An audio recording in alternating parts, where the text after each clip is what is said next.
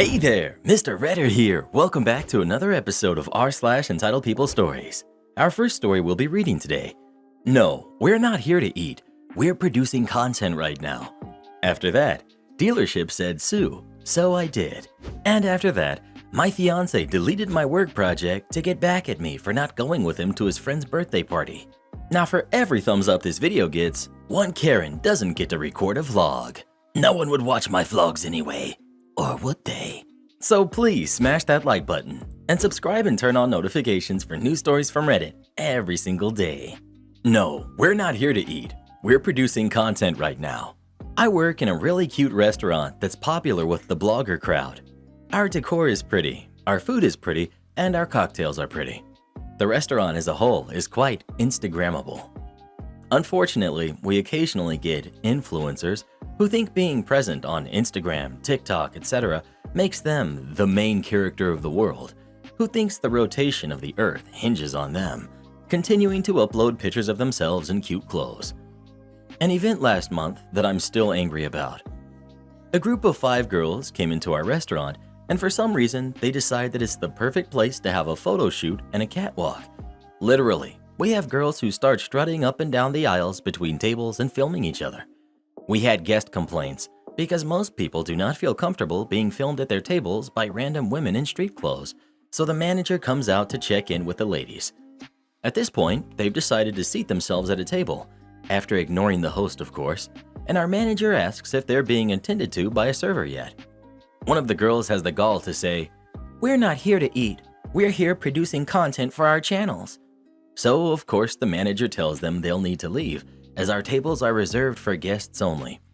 They decide to stay and keep photographing each other. Our host decides to interfere before our manager comes back and tells the girls that they do need to leave when asked, or our manager might call security to have them escorted out, which is a pretty sensible thing to me, right? Well, if you're an entitled influencer, apparently it's the worst thing in the world. Almost immediately after leaving, the girl actually uploads a whole testimony to Instagram, crying and saying that she and her girls discovered a cute restaurant, but the manager decided to kick them out for taking photos and stealing content, and that our manager called security on them without warning, which shows that our manager was dangerous, and that our manager needs a culture class after putting them in danger. And on top of that, it's Black History Month. The gall and entitlement gets me. You can't come into a restaurant, start filming other people without their permission, sit at a table without buying anything, and then refuse to leave when asked.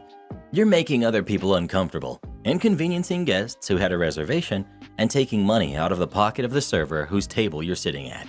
Shaking my head. Doesn't surprise me a bit. The number of people during tourist season who will try to bring in outside food to our air-conditioned dining room, pizza shop, no server or host, is mind-boggling. And they always act so surprised when we kick them out. I'm pretty sure one of the times our bathroom got dookie crayoned was because we had asked people with outside food to leave.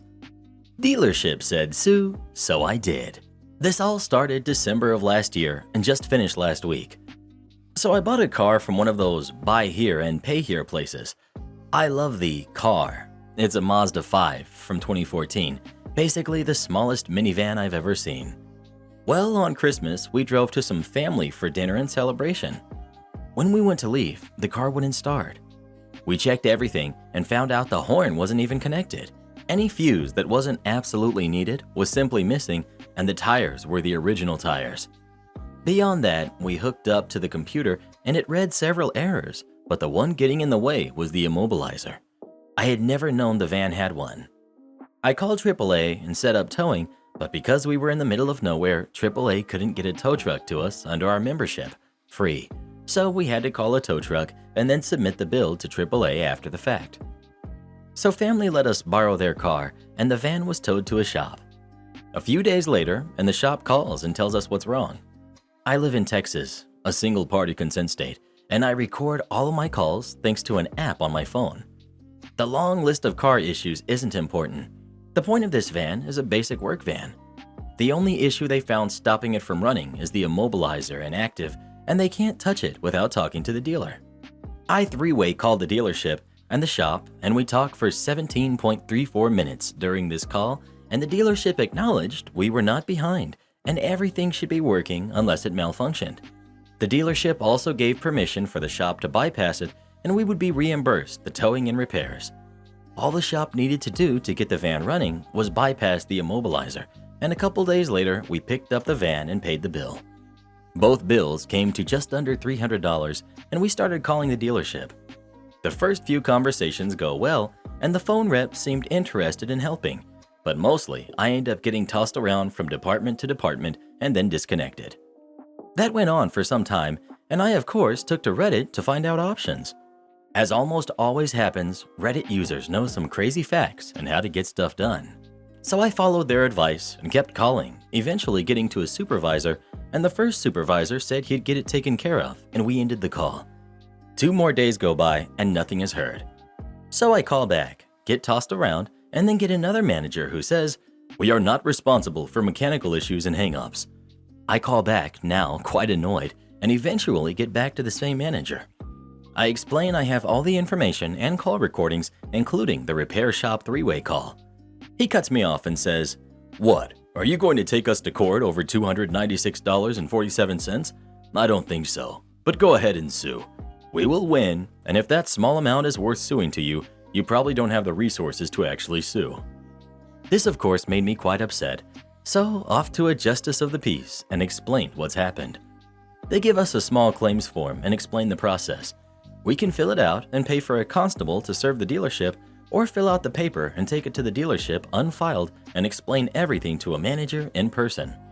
We chose the cheaper route because the manager on the phone was right. We didn't have the money to have it served, only filed. So we transcribed the phone calls, found out how to fill out the paper. The hardest part was finding the agent. We didn't know what that meant, but we again turned to Reddit and learned. We gathered the bills and all the paperwork and made our way to the dealership's payment center. I wait in line and see the name of the manager is the same as the manager on the phone that told me to sue.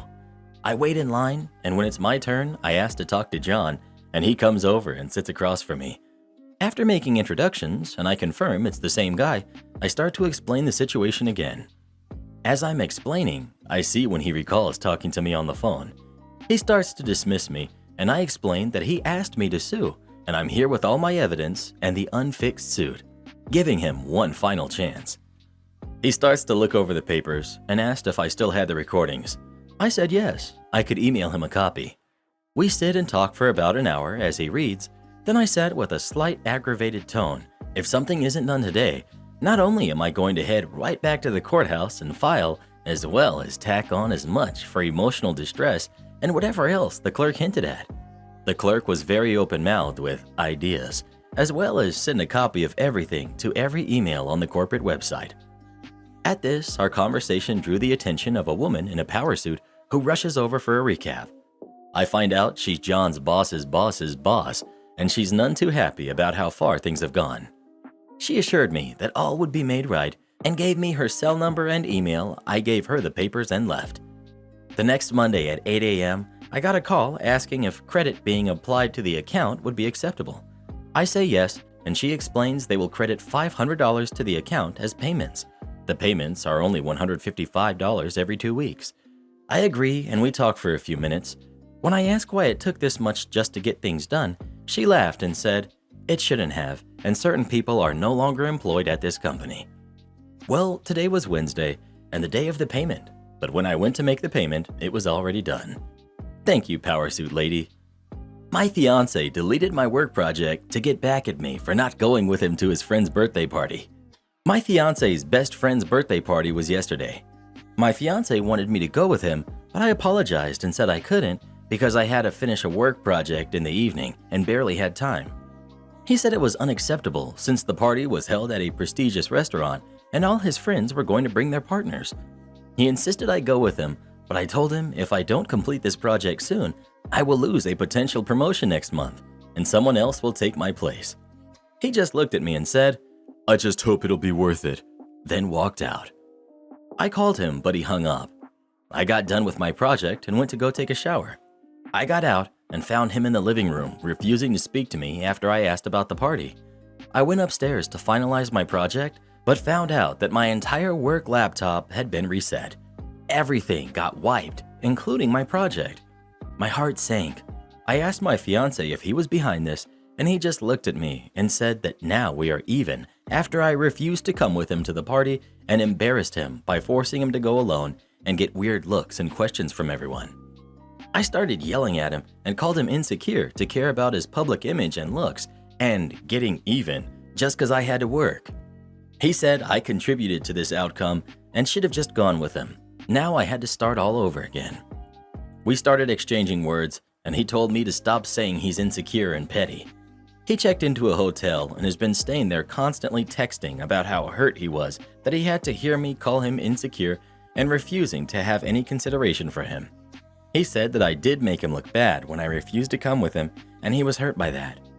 Our ongoing argument is that I keep saying that just because we're a couple, then I have to attend every event with him, while he keeps saying that it's classless and socially unacceptable when I let him attend alone unless I'm sick or traveling. You spelled ex-fiance incorrectly. You're not the jerk. OP, you need to understand that undermining your career isn't just a normal insult or overstep. It is a distinct category because it is dangerous. If his controlling behavior gets worse, which it likely will, you will need money, your own healthcare, the ability to get out and live independently. You need your job to be safe. If he wants to be controlling, domineering, disrespectful, and do it in a way that undermines your financial independence and ability to leave him, you have to take that seriously. Not the jerk. You need to take a really good hard look at this relationship. What he did is not all right.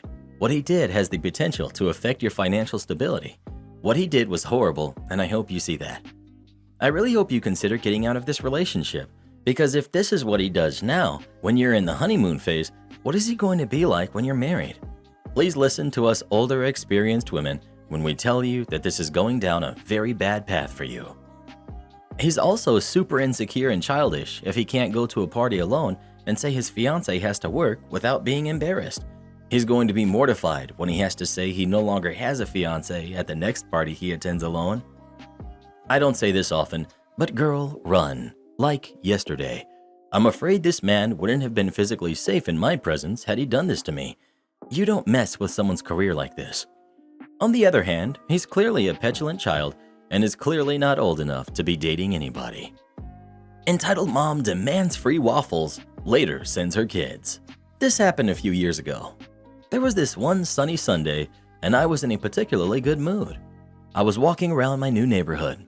All the houses were built at the same time, and about 50 families moved in and got settled in the last few months back then. People were still getting to know each other. I noticed a bunch of Girl Scouts going door to door with some homemade waffles. As I walked past, they approached me and tried to get me to buy some waffles. Told them to follow me home as I didn't bring money on my walk. While walking, we spoke a little, and it turned out their sale had been underwhelming. I decided to buy all of their waffles. I was handed easily over 100 waffles. If I remember correctly, I spent about 60 to 70 euros. Happy faces ran off. I figured I'd open up my garage, pop up a small plastic table I keep in the garden shed, and plug in my waffle iron to heat up the waffles. Filled bowls with all kinds of sugar and placed a few syrups next to it. Next, I invited all the new neighbors over to my driveway for a free waffle by texting our Facebook group. Sure enough, a couple of families were keen and a small crowd gathered. It was all fun and games. People got to know each other better as I warmed up the waffles, and I had fun with topping them. Made monstrosities with Nutella, ice cream, sprinkles, maple syrup, jam, all in one measly waffle. That kid still loves me. His mother, not so much. But this story isn't about her, and she's a sweetheart, really. After some time, a frowning lady who, for some reason, appeared to be in quite the hurry, made her way through my neighbors and approached me. I hadn't seen her before. She asked what all this was and why it was happening, told her the entire story and that it was based on a whim. I don't know how to describe her that would do her character justice, but she was very in your face, way too intense. "So they're free?" she asked. Well, yeah. I told her again, I meant to bring neighbors together, but that I'd happily provide her with a gloriously topped waffle too. She went, nah, none of that, and said she'd have a bag. She wanted no less than 20 waffles. Now, I'm usually not one for confrontation, and I was already deciding to comply. But then I realized that I owed her nothing and backed up by the frowns of my neighbors, I told the lady that this definitely was not what I had in mind when I bought those waffles. I told her I was okay with preparing her one or two and with sticking around for a talk, but I wasn't just going to hand them out in large numbers to complete strangers. She then raised her volume and, exaggeratedly offended, she yelled at me what my deal was and why she was the only one denied waffles. Neighbors stepped in. I said that everything here had good intentions and even apologized for taking her chance to buy waffles from the Scouts. I offered her to buy some off me if she wanted them that bad, as I still had plenty, but she was adamant on getting them for free. "No way, everyone got theirs for free. I won't be the only one paying." Something like that. Multiple attempts were made to reason with her and to make her see the intention of our event. Alas, to no avail. Neighbors isolated her, and after some irrelevant blabbering from her to a poor guy who hadn't even said a word, she stormed off. It kinda ruined my mood, but I decided to let it pass. Other families were still coming in, and the situation quickly became a bonding moment. Most were surprised hearing about it. Some already knew about her and were less surprised. About 45 minutes to an hour later, two unknown, very friendly kids showed up and ate a waffle. Most people had left by then, and I was just having drinks with some of the guys who stuck around. I had a few waffles left, and the kids asked if they could bring some home. Well, yeah, why not? The event had ended, they were friendly, and they didn't ask for many, so I complied. Happy faces ran off with a few waffles towards a lady in the distance. Yup, it was entitled Mom. And yup, those were her kids. She gave me a mean gesture in front of them, yelled something which I didn't understand, and they walked off in the distance. We had to process that for a while. Meanwhile, entitled Mom is quite infamous around our neighborhood. She lives a few streets farther. She's employed as a caregiver in a retirement home. Poor people. And she's an absolute terror. She dumps her trash in other people's bins so she doesn't have to pay for the new pay-per-kilo system. She blocks driveways. On several cases, reported as a package thief. Calls cops for anything. Has been seen to mistreat neighborhood cats. The list goes on. Her kids are super sweet though, which is remarkable. I luckily haven't seen much of her since the waffle incident, but I thought the story was fitting quite well here. You might say I'm a hypocrite for denying her a free bag and then later giving it to the kids, but there are some key differences. 1, they were kids. 2, they were friendly. 3, they asked, didn't demand. 4, the event was nearing its end. 5, they didn't ask for a ridiculous amount. Reimbursement bounced for going over by a few cents? Cool, I'll spend 20 times that. Worked as a freelancer in a job that almost always required travel. The per diem amount allotted for meals was actually pretty generous, which is needed when traveling. Airports, hotel, room service, and touristy areas, if you happen to be stuck there with no other options, are pricey. But it was not a true payday amount in the sense that you could spend however you wanted per day. You got a certain amount for breakfast, for lunch, and for dinner, but could transfer the amount between them only if you were buying all 3 meals in a day. Understandable, since you shouldn't get to spend a full day's amount on one meal if you didn't fly out for the job until late. 1 meal was easy, the amount allotted for that meal. 3 was easy, can transfer between the 3 to use the full day amount. But you have to literally have 3 receipts to prove it. If you knew you were going to be on site and miss lunch, for example, we found you had to go buy a bag of chips or a banana or something for as little money as you could and claim it to be a meal to unlock the rest of the meal amount to use later. 2 meals is where it got hairy. You could only use the amount for that meal and not transfer anything between them since you didn't use all 3 meals, hence needing to buy something random above if you were truly there all day. Was at the airport at 5 a.m. and went to the original place, a bar/restaurant. Got an omelet and a drink or something, and not wanting to stiff the server, in the US, tipped appropriately for that region and went about 50 cents over on breakfast. At my next layover, and since more places were open, got cheap fast food and went $10 under on lunch. When I submitted for reimbursements, it was bounced for going 50 cents over policy for breakfast. When I pointed out I went $10 under for lunch, they said that was the policy and to remove 50 cents from the expense report in order for it to be paid. In a policy meant to save the company money, I was penalized for saving them $10 because I went over 50 cents. Fine, I thought, take your 50 cents. From then on, I tried to spend every last dollar of the per diem amount, even if I wasn't hungry. I'd hoard snacks and things from the airport and take them home to eat later. I'd rather start to spend a few dollars of my own money beyond the per diem to make sure I used every last cent of theirs. These companies should really hire some YouTube speedrunners to crash test their policies. The things they accidentally incentivize are insane. What's really sad is the person who initially rejected the 50 cents probably saw this new behavior and thought, oh good, now he's following the rules. Sometimes the enforcers even know the policy is dumb, tried but failed to fix it, and are silently cheering you on for manipulating it.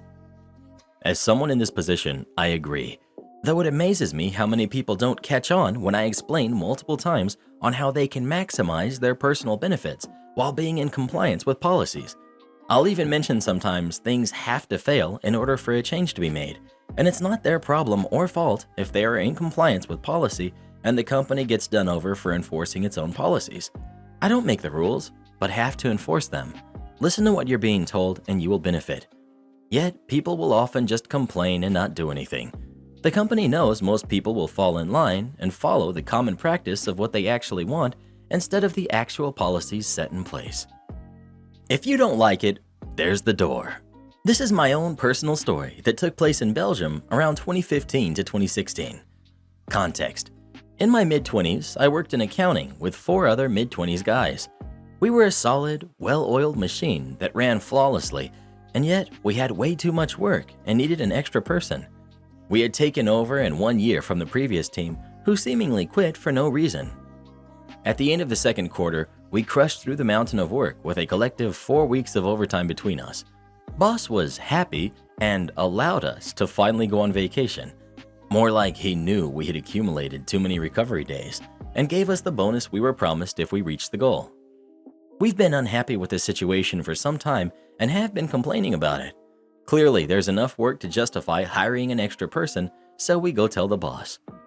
As soon as we explain why we're asking for an extra person, he goes ballistic. How dare we employees who are terrible at our jobs dare ask for an extra hand when all we do is mess around for the entire day and we're costing him money. In his screaming, he points to the door and says, "I'm not holding you hostage. If you're unhappy, I suggest you walk out." We're stunned. What the heck did he just say?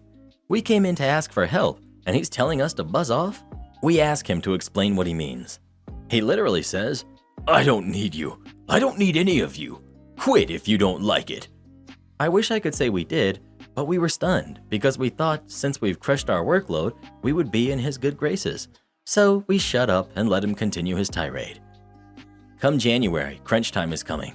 Boss gathers the entire company in a meeting room and goes on to explain how we're horrible workers and can't do anything properly, and we're costing him money. He then goes on to say the company made 1,000% profit compared to last year. If we're so bad at our jobs, how come we multiplied profits? He goes on to say that from now on, no more bonuses because we're crap workers and we're expected to stay in the offices until our work is done, no matter how long that may be. No exceptions. Whoever doesn't comply will be fired. He reminds us that he can replace us at any moment and that we need to prove we deserve our jobs. The thing is, I knew I was the best employee there. Not just the best accountant, but the best innovative, most charismatic, most resourceful, and on top of that, the rest of the team and a lot of people from other departments kind of relied on my upbeat, seemingly lighthearted, jokerish attitude.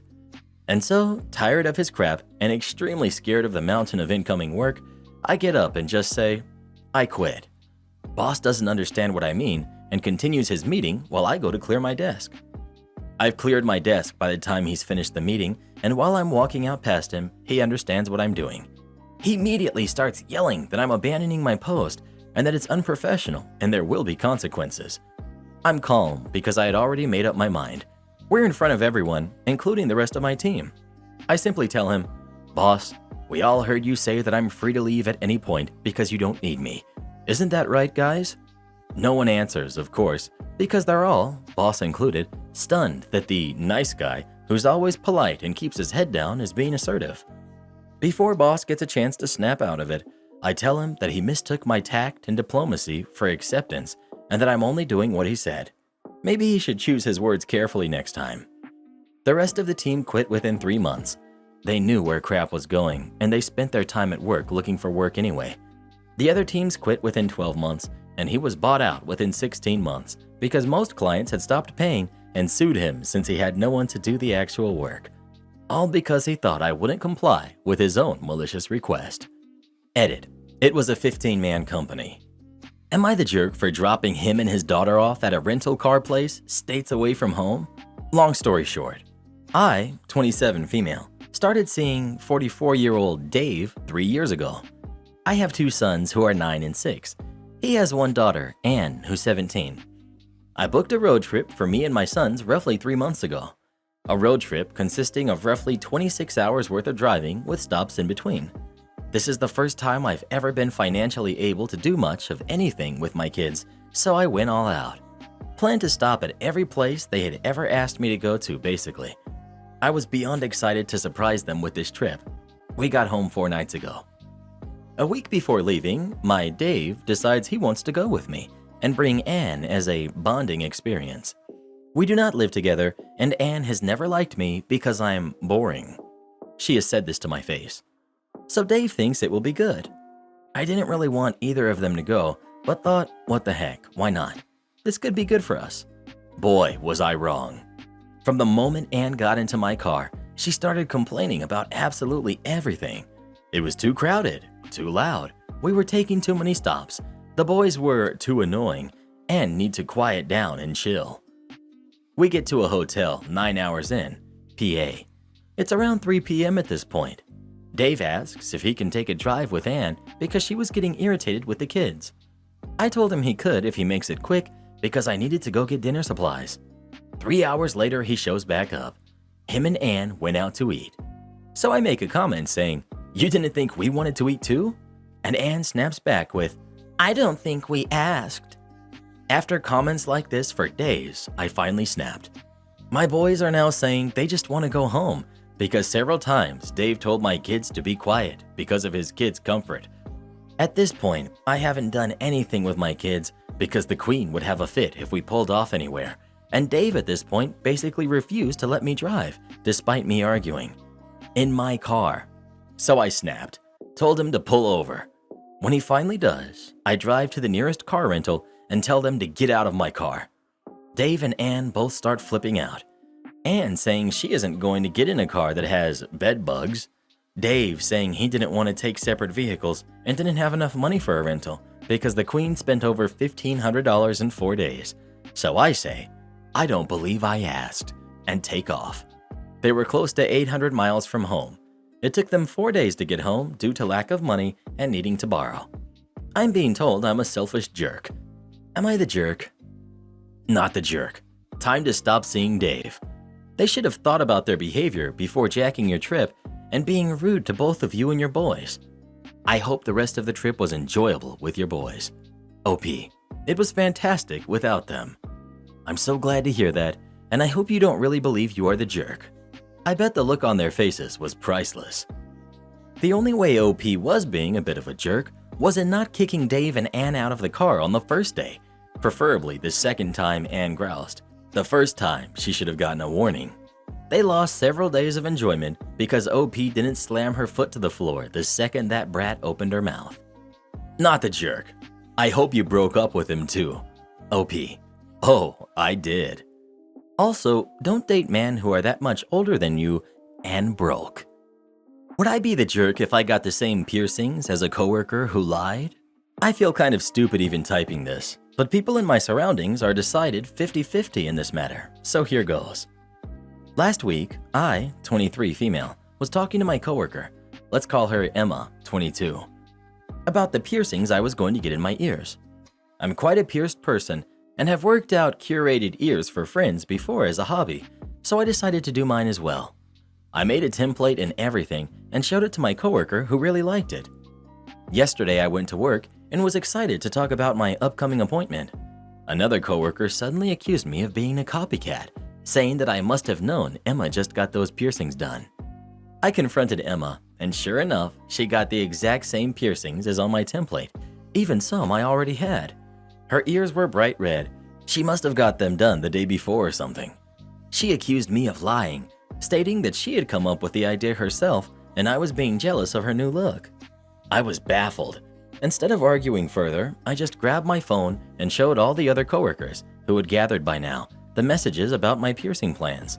I also showed them the template I had sent her. Emma broke down crying, saying how much she loved the template and how she wanted it herself so bad she couldn't wait. I asked her why she didn't just tell me and told her I wouldn't have minded if she got the same thing, but she said she couldn't stand the idea of having the same thing as someone else. She had this thing about being one of a kind. She thought that if she got them first, I wouldn't dare to copy her, and that would be it. I told her I was still getting the piercings, and she flipped out, yelling and crying about how they were hers now, and I can't copy her or she wouldn't be original anymore. She locked herself in the bathroom crying for half an hour when I said I didn't care about that. I still have my appointment to go get them. I curated the template to me because I have scarring on my ears, so the piercings need to go in specific places, so can't really change it up.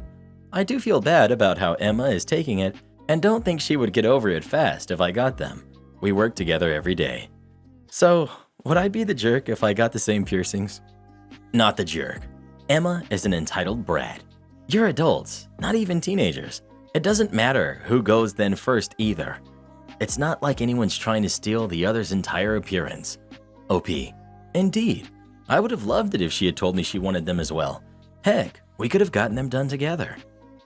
Emma legitimately needs professional help because crying for an hour over not being original is bonkers. Not the jerk. But can I make a suggestion that you don't confide until after you get things done so no one can accuse you of copying? I'd also suggest you treat coworkers for exactly what they are, coworkers. Don't get caught up in their drama and keep it professional.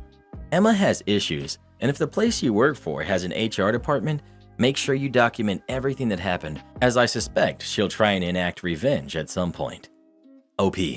Yeah, I think I'm going to do that from now on. I tend to share a lot when I'm excited. Some coworkers were friends before we started working together. All of us do tend to hang out outside of our hours as well. Thanks for the advice. Support our channel by joining as a member today, and we'll give you a shout out in our next video. Or come watch this video next. You won't believe what Karen does in that one.